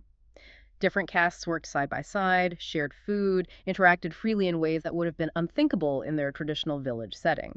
Although, he noted, they might still maintain stricter caste observances in their personal lives back home. It showed how modern economic forces were eroding those traditional occupational ties, at least in certain contexts. It sounds like Westernization offered a more level playing field in some ways, focusing more on individual achievement and secular roles rather than inherited ritual status. But what were the main limitations or criticisms leveled against Westernization as a concept for explaining social change in India? Was it seen as a perfect model? No, definitely not. Critics argue that Westernization, as a concept, mainly explains cultural change, shifts in lifestyles, technology, ideas, institutions, but doesn't necessarily capture fundamental structural change within the caste system itself. They argue it impacted behaviors and appearances, but didn't necessarily dismantle the underlying caste hierarchy or the deep-seated inequalities. It was maybe more superficial. Some argued that yes. It's also been criticized as being too narrow, focusing almost exclusively on the British influence and neglecting other potential sources of change or modernization. Plus, the term itself carries potentially negative connotations due to its colonial origins. Sociologist Yugendra Singh, for instance, suggested that modernization might be a broader, more neutral, and more useful term, as it acknowledges influences beyond just the British West and focuses on processes like rationality, scientific temper, and universalistic values. And were there contradictions within Westernization itself? Absolutely. Critics pointed to internal contradictions within the Western model being imported, for example. The stark reality of racial prejudice and discrimination within Western societies themselves often contradicted the proclaimed Western ideals of egalitarianism and liberty that were supposedly being introduced to India. So thinking about these two major forces, can Westernization, with its emphasis on individualism, merit, and equality, truly coexist peacefully with Sanskritization, which operates within and often reinforces the hierarchical logic of the caste system? Or do they inevitably pull society in fundamentally different directions, creating this fascinating, ongoing, and sometimes quite tense dynamic that India still navigates today? They absolutely create a dynamic tension, a push and pull, that continues to shape modern Indian society in profound ways. You're right, Westernization fundamentally emphasizes individual achievement, equality before the law, universal citizenship, and often encourages a break from traditional ascribed social structures. Sanskritization, on the other hand, even as it allows for upward mobility for certain groups, still operates entirely within the framework and logic of the caste system. It implicitly accepts and often reinforces the hierarchical nature of that system by making upward movement within it the goal, rather than dismantling the hierarchy itself. So how do they coexist? Their coexistence often involves a complex, selective adoption of elements from both paths. It leads to unique hybrid social forms and strategies. For example, a particular caste group might embrace modern education and new economic opportunities, aspects of Westernization modernization, to gain wealth and influence. They might then use that newly acquired power and resources to pursue Sanskritization, adopting higher caste rituals, building temples, claiming a higher Varna status in order to translate their economic gains into greater social prestige and ritual standing within the traditional framework. So using modern means for traditional ends. Sometimes, yes, or using traditional networks, caste solidarity for modern ends, political mobilization, economic advancement. It's a continuous, complex negotiation rather than a simple either choice between two completely separate paths. They are constantly interacting, influencing each other, and shaping the trajectory of change in complex ways. That's a great way to frame it, a constant dynamic negotiation. Okay, let's move on now to how this all plays out in the realm of power and politics, especially in contemporary India. Let's talk about caste in modern India, power and politics. How has the very face of power changed for different castes, particularly with the arrival of democracy? Well, traditionally in pre-British India, political systems were largely localized. You had caste panchayats, councils of elders for specific castes, and various village or regional councils that held significant judicial and administrative power within their domains. Power was often tied to land ownership and ritual status within that local context. And the British changed that. British rule brought significant changes. They introduced new ideas like equality before law, at least in theory, and established a centralized administrative and judicial system. This theoretically weakened the direct power and autonomy of those traditional caste panchayats, although in practice, caste ties continued to strongly shape local politics, alliances, and access to the colonial administration. But then came India's independence in 1947 and the adoption of a full-fledged parliamentary democracy. How did that fundamental concept, one person, one vote, universal adult suffrage, how did that change the power dynamics for different caste groups across India? It sounds like a truly monumental, almost revolutionary shift. It was indeed a monumental shift, a genuine revolution in the dynamics of power, especially in rural India.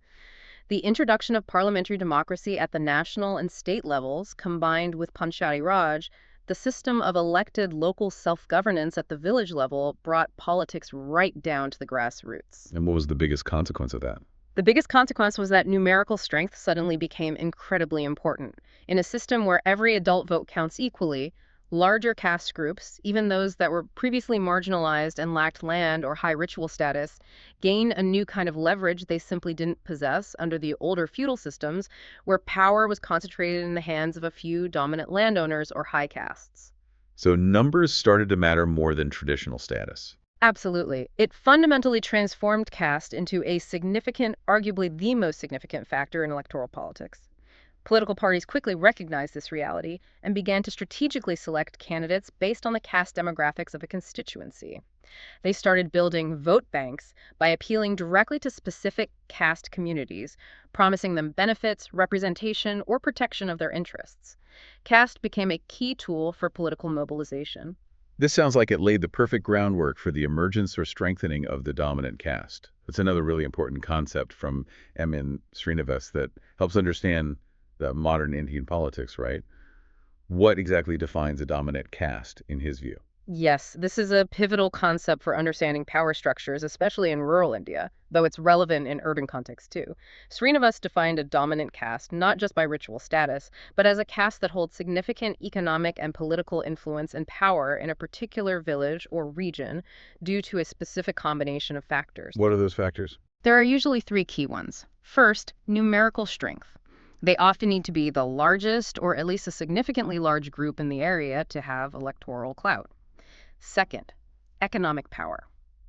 This usually stems from owning a substantial portion of the local arable land or controlling other key economic resources. And third, political power. They actively participate in politics and often hold key positions in local governance.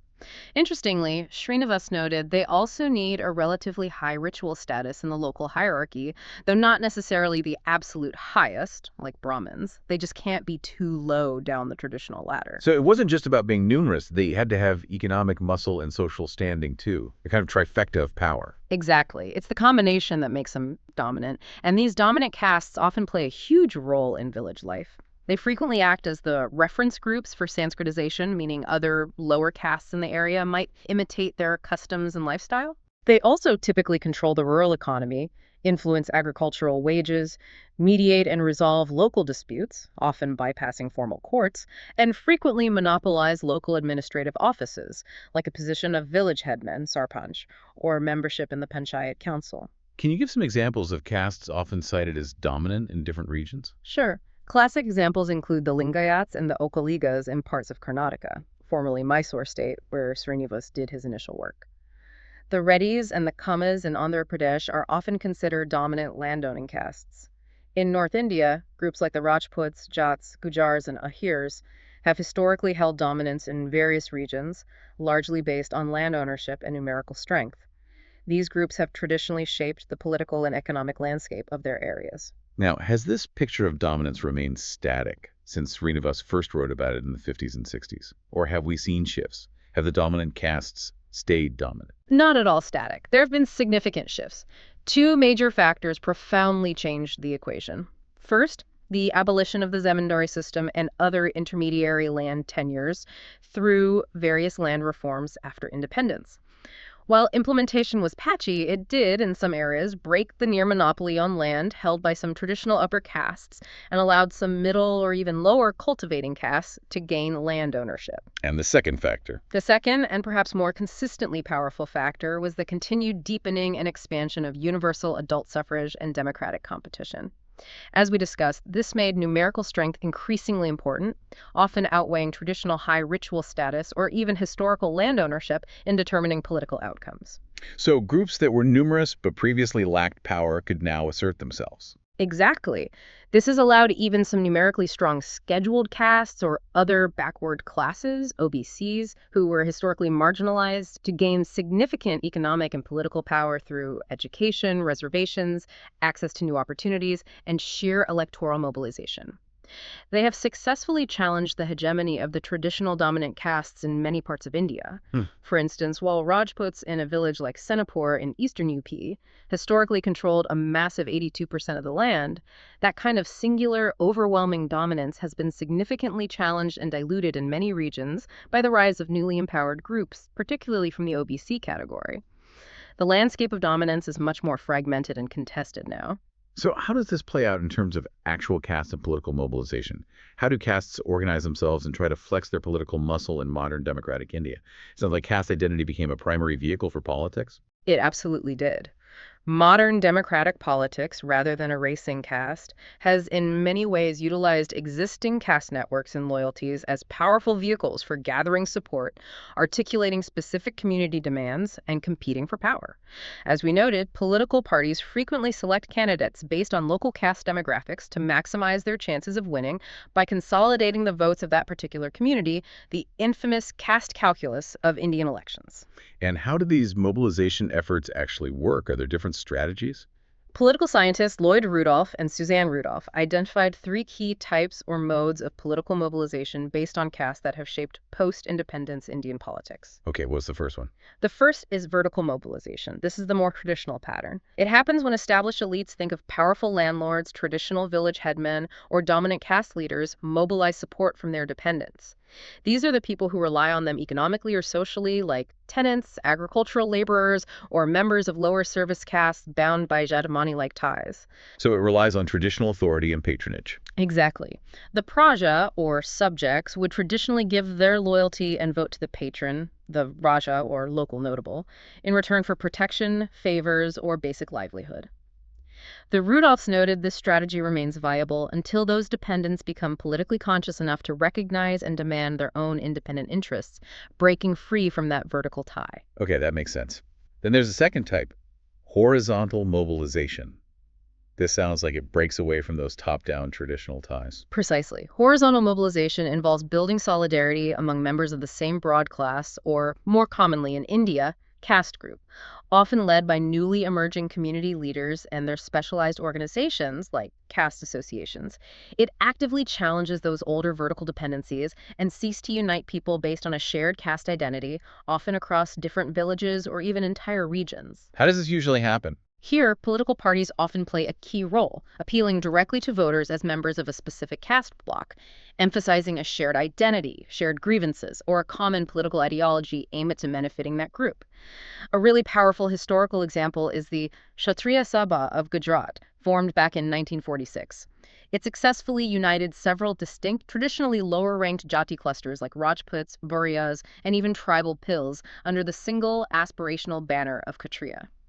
They forged a formidable political force, even crossing religious lines in some cases, by emphasizing Kshatriyas as a class needing political representation. This created a broad horizontal coalition based on a reinvented caste identity. That's fascinating. And finally, the third type, differential mobilization. This sounds like a more complex, maybe more contemporary dynamic. It is. This process occurs as caste itself transforms and adapts in the modern political arena. It can lead to internal divisions within a caste, what the Rudolphs called fission, as different segments develop conflicting interests. Or it can lead to new alliances between different castes or segments of castes, fusion based on shared political or economic goals. Caste identity becomes more fluid and strategic, moving beyond just the traditional village context. Can you give an example of that, fission and fusion? Sure. Consider the Rajputs of Rajasthan. Initially, after independence, they formed a unified Kshatriya Mahasabha, representing all ranks of Rajputs to protect their interests during land reforms. However, this horizontal unity didn't last. When the richer aristocratic Rajput leaders, the Jagirdars, didn't adequately protect the interests of the small or poorer Rajput cultivators after the land reforms were implemented, the latter group broke away and formed their own organization, the Goswami Sangh. This is fission, an internal split based on diverging economic interests within the same broad caste category. And then political parties stepped in. Exactly. Political parties then cleverly capitalized on these internal differences, appealing separately to the interests of the richer Rajputs and the poorer Rajputs. This illustrates how differentiation within a single caste group can lead to new political alignments and complex power struggles, moving beyond simple caste blocks. It's mobilization based on difference within the caste. And these groups often formalize their efforts by forming caste associations, right? You mentioned these earlier. They sound almost like modern formal organizations like lobbying groups or NGOs, but built around a specific caste identity. They are exactly that. Caste associations are fascinating adaptive institutions. They often look like modern voluntary organizations. They have formal structures with offices, elected members, constitutions, membership lists, maybe even publications. But their membership and primary purpose are based explicitly on shared caste identity. What's their main goal? Their primary purpose is to help their members navigate the modern world and achieve collective goals. Things like social mobility, seeking higher status, political power, lobbying, contesting elections, and economic advantage, promoting education, setting up businesses, providing mutual aid. They essentially blend traditional caste identity with modern organizational forms and strategies. Can you give a strong example of a successful caste association? A classic and highly successful example is the Nadar Mahajana Sangam, formed in Tamil Nadu way back in 1910. The Nadars were traditionally a relatively low-status caste associated with toddy tapping, collecting sap from palm trees. This association played a crucial role over decades in transforming the community's image and opportunities. They aggressively promoted education, encouraged entrepreneurship, established banks and businesses, and lobbied politically, eventually helping the Nadars gain significantly higher social status and become a major force in Tamil Nadu's economy and politics. These associations show caste adapting, not disappearing, using modern tools to advance group interests. These transformations, these shifts in power and mobilization, are truly brought to life when you look at specific, real-world examples over time. Let's dive into that case study of Bisipada village in Orissa. You mentioned it's a fascinating decades-long look at how caste dynamics have changed or maybe persisted in one place. It's an absolutely excellent microcosm of the larger societal shifts happening across India. F.G. Bailey, a very renowned British social anthropologist, first conducted fieldwork in Bisipada in the early 1950s.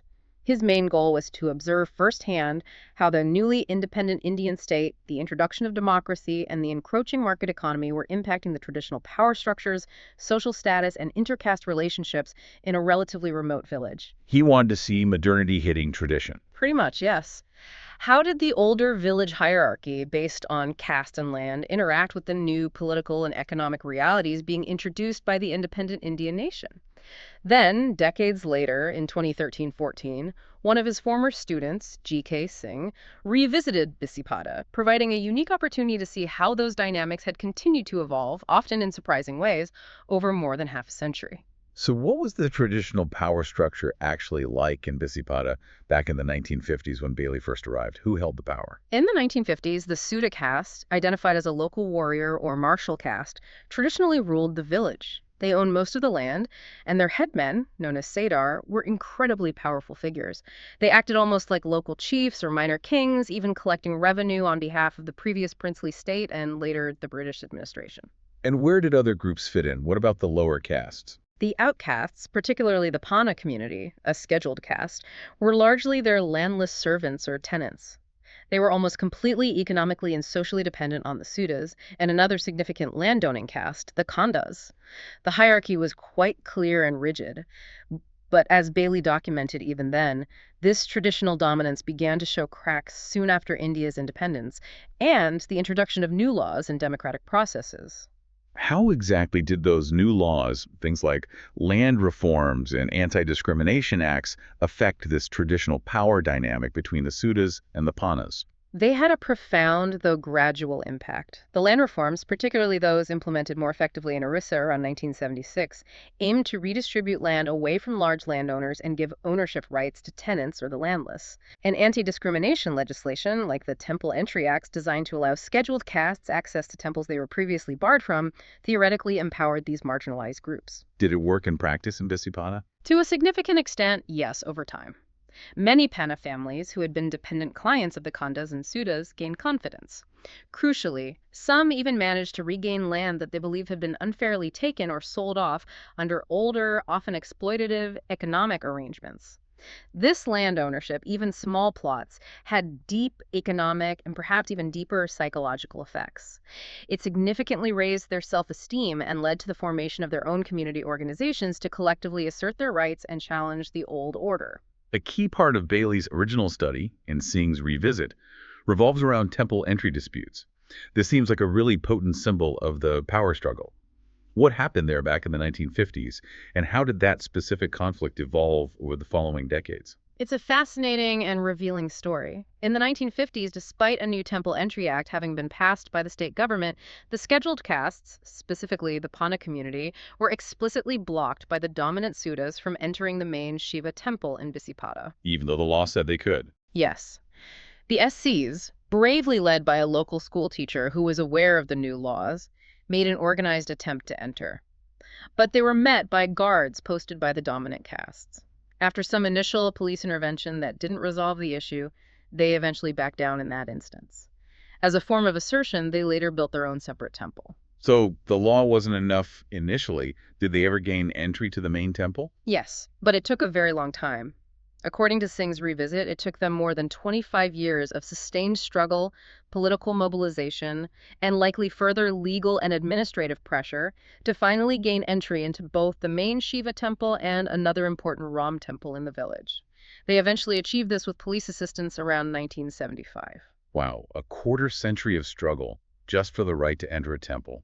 Did that finally resolve the conflict entirely, or did the tension just shift its focus? Not entirely. The conflict over physical access seems to have been largely won, but the underlying tensions didn't just disappear. Instead, the focus of the conflict shifted. It morphed into disputes over the control of land and income generated by the temple, which was a significant economic resource in the village. Ah, so it became about resources, not just ritual access. Exactly. For instance, the Mali caste, who were the traditional priests serving the Shiva temple, found themselves being challenged by a new mixed caste temple trust committee, which included Pana members, that sought to control the temple's affairs and finances. Singh documented a specific dispute in 2014 where this mixed caste trust opposed the Mali priests' attendance and performance of rituals during the major Shivaratri festival, claiming the Malis were ritually impure. The underlying motive seemed to be depriving the Malis of a major source of income from devotee offerings during the festival.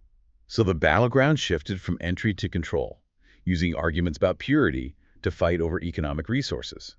It shows how old tensions adapt and find new arenas within modern legal and political frameworks. Precisely. It exemplifies the ongoing, complex negotiation of power, tradition, and economic interest, mediated through modern institutions like temple trusts and legal challenges. That's a powerful illustration of how these power dynamics persist but also evolve. What? What about the broader economic impact on the village as a whole? How did the old Jajmani system fare in Bisipada over this period?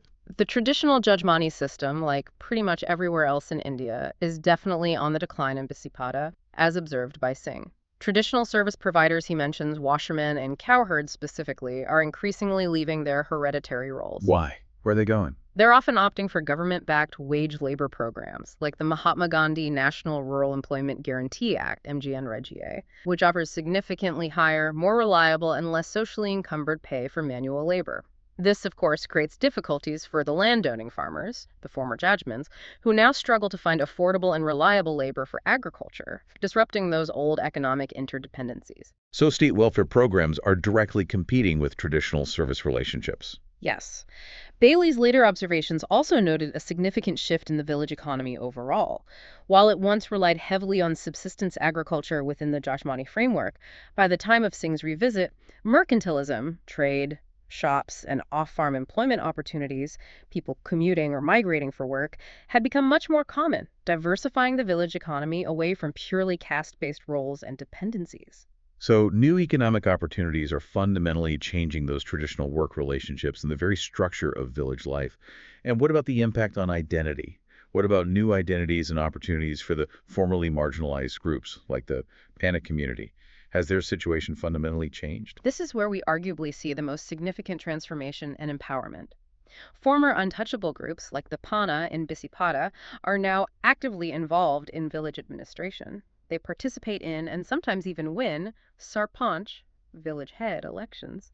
They are members of the temple management committees, asserting their presence and voice in public spaces they were once completely barred from. That's huge. It is. Singh notes they've gained immense self-esteem, partly from gaining land ownership, however small, and crucially from increased access to education and jobs outside the village. This has given them a degree of economic independence and exposure to wider societal norms that challenge the old village hierarchy. He even observes that many have begun to turn their backs on their old local caste associations, preferring instead to imagine themselves primarily as citizens of India, with equal rights guaranteed by the Constitution, rather than defining themselves solely as members of a specific, low-ranked caste within the village system. That's a profound shift in identity. It sounds like Bisipada really is a microcosm, a living laboratory, showing the larger changes happening across India. Old structures, old prejudices might still be present, but new democratic forces, economic changes, and legal frameworks are profoundly reshaping them. It's become a stage for this constant ongoing negotiation, hasn't it? Between entrenched caste identities, the ideals of modern citizenship, and evolving class dynamics. Precisely, you've summed it up perfectly. The state's interventions, land reforms, anti-discrimination laws, welfare programs like MGN Reg-A, economic changes introducing new livelihoods and market forces, democratic processes empowering collective action and numerical strength. All these have opened up new avenues, new possibilities for different groups, especially those historically marginalized. But the old tensions haven't vanished. No, they persist, but often in new forms. As we saw with the temple example, the focus of conflicts has frequently shifted from just ritual status or purity to more tangible, material disputes over land, resources, income, and political power. And these conflicts are increasingly conducted through the apparatus of the modern state using laws, courts, elections, government schemes, but often strategically deploying caste identities as a primary means of political mobilization and group solidarity. It's a fascinating, complex, and ongoing story of how the past continues to interact with, shape, and be reshaped by the present. That's a truly detailed and compelling look at how these complex systems play out in real life, in one specific place over time. Now, let's zoom out again for the final stretch and look at the big picture. You mentioned something intriguing earlier, the tribe-caste continuum. What does that concept mean, and does it suggest the lines are blurring between these seemingly distinct social groups, tribes, and castes? Yes, the tribe-caste continuum is a really insightful concept, proposed primarily by anthropologists like F.G. Bailey, who studied Bisipada, and Surjit Sinha. The core idea is that tribe and caste aren't necessarily completely separate watertight categories in the Indian context.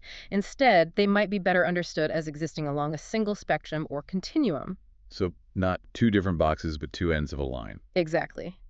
The idea is that there's perhaps no pure tribe completely isolated from Hindu society, nor any pure caste completely devoid of tribal-like features in its history or structure.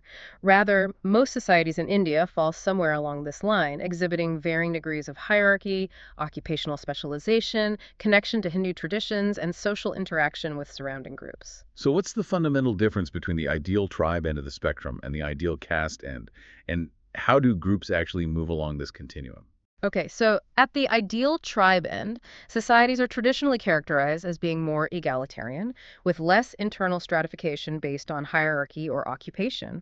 They often have stronger kinship bonds based on lineage or clan, are perhaps more geographically isolated, and might be relatively disconnected from the broader Indian civilization, what the sociologist Robert Redfield called the little tradition of local customs and beliefs, often animistic or nature-based. And the caste end? Caste societies at the other ideal end are fundamentally hierarchical, as we've discussed extensively. They have highly specialized hereditary occupations, complex rules of purity and pollution, and are deeply interdependent within the framework of the great tradition of classical Hinduism with its texts, deities, and Brahminical priesthood. So how does a movement happen? How does a tribe become more like a caste? The theory highlights the process of transformation, suggesting that tribes can, and often have over long periods, become absorbed into the wider Hindu social structure and adopt caste features. This often happens when tribal groups settle down, adopt agriculture, come into closer contact with surrounding Hindu peasant societies, and begin to interact more within the regional economy and political system. They might start employing Brahmins, adopting Hindu gods, or seeking a place within the Varna hierarchy. Can you give us a concrete example of a tribal group that seems to have transformed into a caste or moved significantly along that continuum? Certainly. A classic example often cited is the Bhumish tribe of eastern India, Bengal and Jharkhand. Anthropologists observe them transitioning from a relatively egalitarian tribal structure towards adopting features of the Hindu caste system, particularly imitating Rajputs, Kshatriyas, to gain higher status as they became settled agriculturalists. Similarly, the Gonds of central India, originally a large tribal group, saw some sections, particularly their ruling elites, adopt Rajput customs, create new myths claiming Rajput ancestry, reorganize their clan systems along hierarchical lines, and embrace Hindu religious practices, eventually becoming recognized locally as a form of Rajput or related caste. So adopting the culture and structure of the dominant Hindu groups around them. Yes. Another interesting example comes from northeast India, with the Tripura tribes. Originally Bodo-speaking tribal group settled in the region. Their chiefs, who eventually established the Maniki dynasty, gradually adopted Bengali language and Sanskritic culture, patronized Brahmins, built Hindu temples, and were eventually declared by Brahmins to be Kshatriyas. This process effectively integrated large sections of these tribes into the Hindu fold and transformed their social structure towards a caste model, at least for the elite sections. That's fascinating. A clear movement from tribe towards caste characteristics. Yeah. But does it ever go the other way? Is there a reverse process, maybe called tribalization, where elements from tribal cultures get absorbed into caste societies? Yes, that can happen too, although it's perhaps less frequently discussed or documented than Sanskritization or the tribe to caste movement. Tribalization, as defined by K.S. Singh, involves the acceptance of tribal mores, rituals, and beliefs by incoming communities or surrounding caste groups. The historian Nihar Ranjan Ray suggested this occurred significantly in ancient India, where incoming groups, possibly including the Aryans, likely adopted numerous agricultural practices, rituals, deities, and beliefs from the original inhabitants, the Adivasi or tribal communities they encountered and interacted with. Can we see evidence of this today? Tribal elements within Hinduism. Oh, absolutely. A very widespread example is the worship of local village gods, or gram devatas, often represented by uncarved stones or trees, and frequently worshipped without the need for Brahmin priests. This form of worship, often focused on appeasing local spirits or deities associated with nature or specific locations, is sometimes seen as deriving from older tribal traditions and is prevalent across rural India, especially among middle and lower caste groups who historically had more direct interaction with tribal communities. It shows the absorption and integration of non-Brahminical, possibly tribal practices into the broader fabric of popular Hinduism. So how does thinking about this tribe-caste continuum, this two-way flow of influence, change your overall understanding of social identity and social change in India? It seems like it really challenges the idea of fixed, unchanging categories like tribe and caste. It absolutely does. It encourages us to move away from rigid, static classifications and instead see social identities as much more fluid, dynamic, and adaptive than we might initially assume. It highlights that communities are constantly negotiating their place, their identity, their practices, adopting new ways, perhaps rediscovering or re-emphasizing older ones in response to various internal pressures and external influences like contact with other groups, economic changes, or political shifts. So identity is always under construction. In a way, yes. It's a powerful reminder that society is always in motion, and identity is often a dynamic process of adaptation, assimilation, resistance, and negotiation, not just a fixed label you're born with and never changes.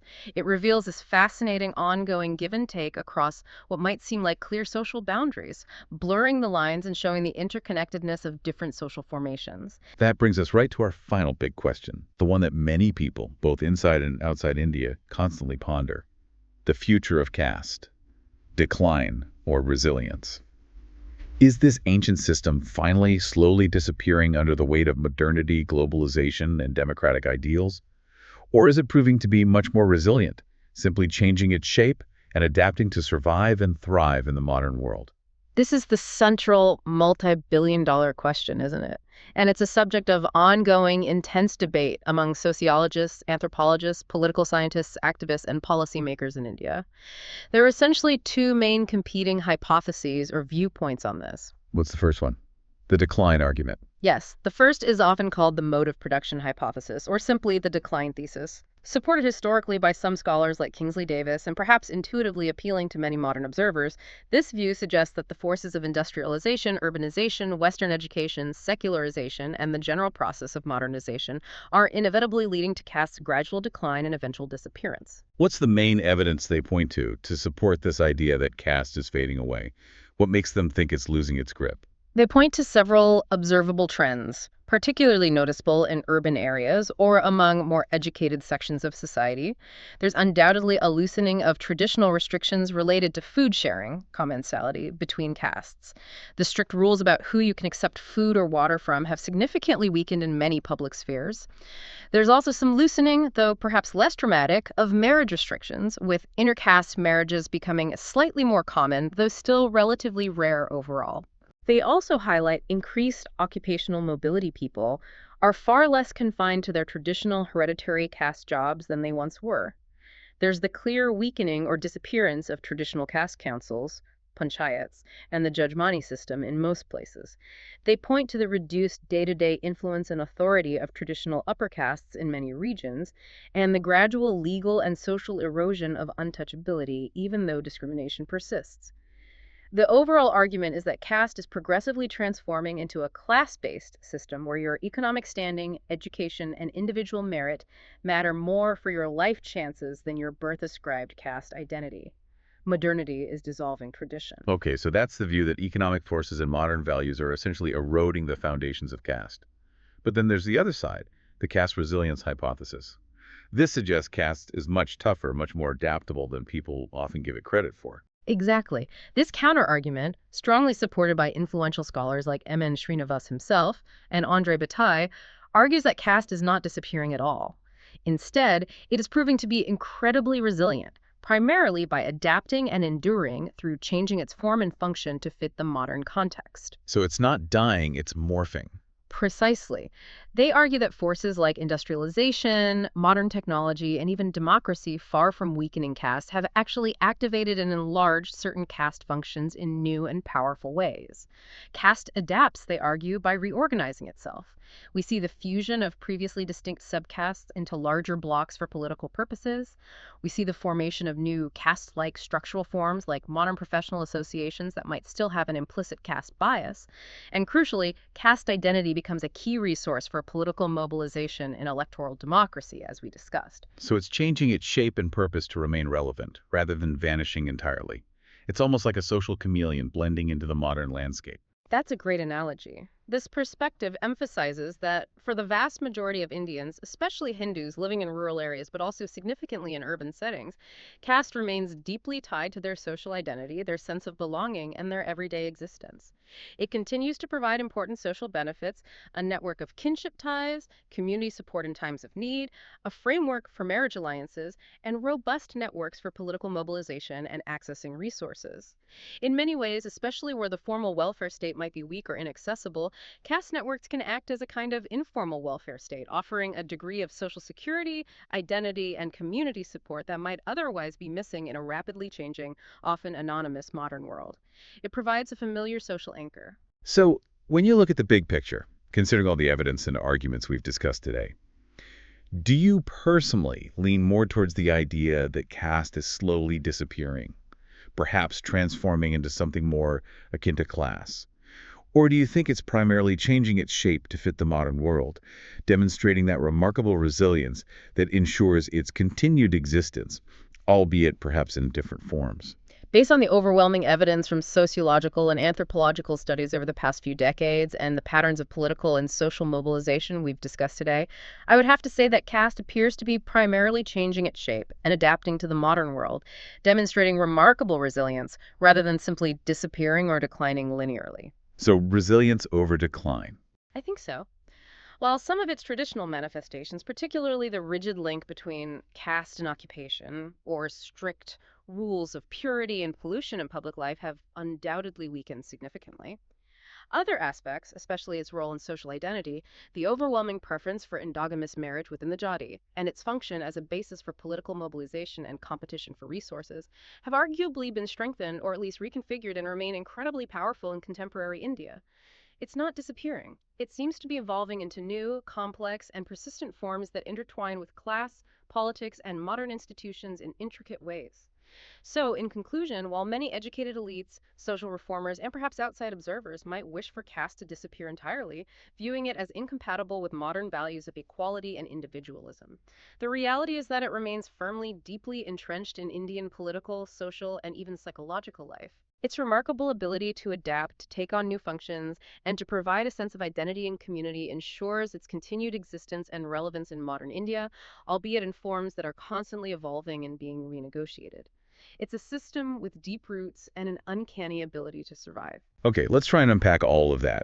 It's been a huge journey. We've really traveled through centuries of history and some incredibly complex social structures today.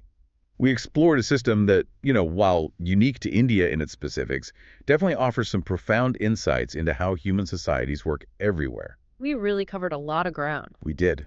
We started right at the beginning, defining caste, determined by birth, a lifelong group identity, those strict marriage rules and endogamy, creating this ladder-like hierarchy based on ideas of purity tied often to traditional jobs and marked by distinct customs. And we made that crucial distinction between the four broad theoretical Varna categories: Brahmin, Kshatriya, Vaishya, Shudra, plus those outside, and the thousands of specific local Jati communities. Yeah. Those Jatis are the real functional units where caste is lived, especially for marriage. Right. And we looked at the Jajmani system, that traditional village network of exchanging goods and services between castes, binding communities together economically, though often unequal. Then we dove into the origins. So many theories. Divine creation, Brahmanical strategy, racial mixing, occupational guilds, tribal separation, even mystical manna. We concluded it wasn't one single cause, but a complex evolutionary mix of historical, cultural, religious, and social forces over millennia. In daily life, we saw how deeply caste shapes kinship through those strict endogamous marriage rules, but also how those rules vary hugely, remember, village exogamy and avoiding relatives in the north versus preferential cross-cousin marriage in the south. Big difference there. And we saw how traditional jobs were tied to caste status, but also how reality could be messy, with economic power or land ownership sometimes overriding purely ritual ranking on the ground. Then, crucially, we spent time on the often overlooked role of women. Umit Chakravarty's idea of women as gatekeepers of lineage purity, making control over their marriage and sexuality central to upholding the entire hierarchy, and the tragic connection to violence, like honor killings, used to enforce those boundaries. But we also saw signs of resistance, didn't we? Social movements, political organizing, especially by lower castes, challenging these norms, and the complex new dynamics created by reservation policies where even upper castes are now sometimes vying for inclusion. Absolutely. Then we looked at how caste, despite being called closed, has always had some flexibility, allowing for group mobility. We explored the two big processes of change: Sanskritization, lower castes, imitating higher ones to gain status. And westernization, the huge impact of British rule bringing modern technology, institutions, and ideas like equality, which offered alternative paths to mobility, especially through education and politics. And fascinatingly, how these two seemingly opposite forces could sometimes coexist and even accelerate each other, using modern tools for traditional status goals. Then in modern India, we unpack the concept of the dominant caste, powerful due to numbers, land, and status, and how democracy, with one person, one vote, dramatically shifted power dynamics, making numerical strength key for political mobilization through vertical, horizontal, or differential strategies, often using those adaptive caste associations. The Bisapada village case study brought all that to life, showing temple entry disputes turning into fights over resources, the decline of Jajmani, new opportunities for Dalits, and this constant negotiation between tradition, modernity, caste, class, and citizenship. And finally, we considered that tribe caste continuum, challenging fixed categories and showing how identities can transform and flow between tribal and caste characteristics over time, which led us to the big finale, the future of caste. Decline or resilience? And the consensus seems to lean towards resilience, right? Caste isn't just fading away. It's adapting, changing its function, embedding itself in politics and modern life in new ways, ensuring its continued, though evolving, significance. It's a system that's proven remarkably tenacious. Okay, wow. Now, after all that, take a moment, you listening right now. What is one new idea or maybe one surprising factor connection that truly stuck with you from today's deep dive into the Indian caste system? Something that maybe shifted your perspective or made you think, I didn't realize that. Yeah, what's truly fascinating for me looking at all this is just how incredibly adaptable human societies are. Even when dealing with systems as deeply ingrained, as seemingly rigid as caste, it shows a remarkable capacity for change, even if it's slow or complex. And this raises, I think, an important question for you, our listener, to maybe reflect on. In your own community, your own society, wherever you are, what unseen rules, what unspoken hierarchies might be at play? Good question. Are there things influencing daily life, social interactions, opportunities, maybe power dynamics in your workplace, your neighborhood, even your social circles, in ways you hadn't fully considered before? Are there hidden caste-like structures operating beneath the surface? That's a really powerful thought to leave you with. Because understanding systems like the Indian caste system isn't just about learning history or about a distant culture. It's really about sharpening our own sociological vision, our ability to see the intricate threads of social structure, power, and inequality that exist in every society, including our own. We really hope this deep dive has given you some new perspectives, maybe some new tools for analysis, Postmodern. and definitely sparked your curiosity to look a little closer, a little deeper at the world around you. Honestly, Because once you start looking for these hidden structures, you often start seeing them everywhere.